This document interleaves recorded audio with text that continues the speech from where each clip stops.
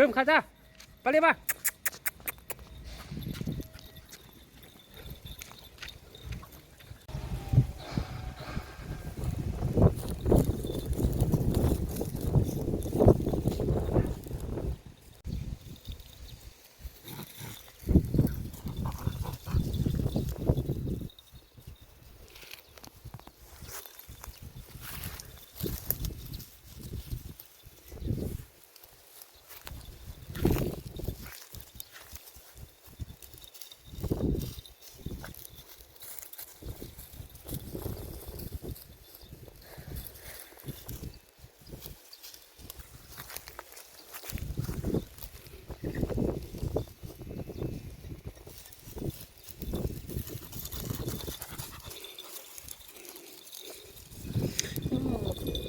เสืองามแต่เด้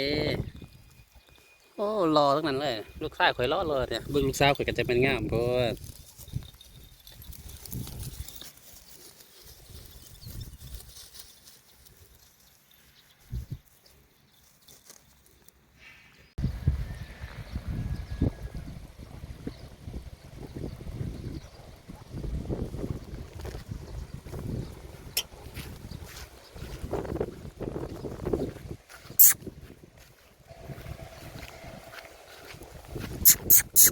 เกิม